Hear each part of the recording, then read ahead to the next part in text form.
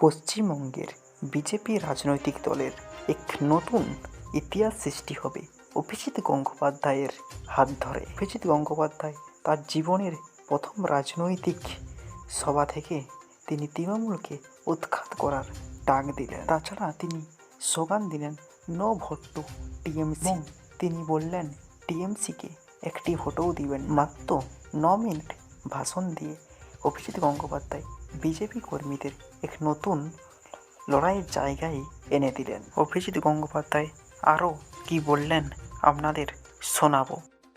আপনারা এবং আমি এবং আরও সকলেই এখানে উপস্থিত যারা আছেন, একটা রাজ্যে বাস করি যার ক্ষমতায় আসীন একটি দল, তার নাম আমি মুখেও আনতে চাই না, কারণ এই দলটি সম্পূর্ণ দুর্বৃত্ত দ্বারা গঠিত।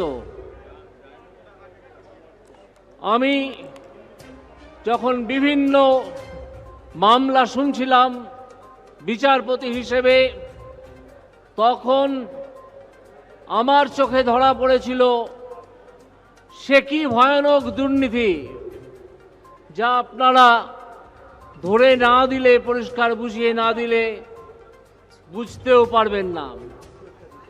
ফল কি হচ্ছে সেই দুর্নীতির আজও, যে বহু চাকরি প্রার্থী যারা অনেক বেশি নম্বর অর্জন করেছেন চাকরির পরীক্ষায়, তাদের চাকরি দেয়া হয়নি। তাহলে কাদের দেয়া হলো? দেয়া হয়েছে যারা অনেক কম নম্বর পেয়ে বেশ কিছু টাকা দিয়ে চাকরিটা কিনেছেন তাদের। ফলে এই যে দুর্বৃত্তরা, তারা নিজেদের পকেটে টাকা ঢুকিয়েছে, নিজেদের দৌরাত্মে পশ্চিমবঙ্গের শিক্ষা ব্যবস্থাকে শেষ করে দেওয়ার রাস্তায় হেঁটেছে এবং হাঁটছে। আর তারপরে আসে খাদ্য দুর্নীতি। আমাদের 3টে প্রধান চাহিদা থাকে, খাদ্য, বস্ত্র এবং বাসস্থান, তা আপনারা জানেন। খাদ্য দুর্নীতিতে তাদের মন্ত্রী, খাদ্যমন্ত্রী জেলে আছেন, তিনি তার বাড়িতে আর থাকতে পারেন না। শিক্ষার দুর্নীতিতে শিক্ষামন্ত্রী জেলে আছেন, তিনি তার বাড়িতে নেই। আর বাসস্থানের দুর্নীতির কথা সে তো আপনারা জানেন।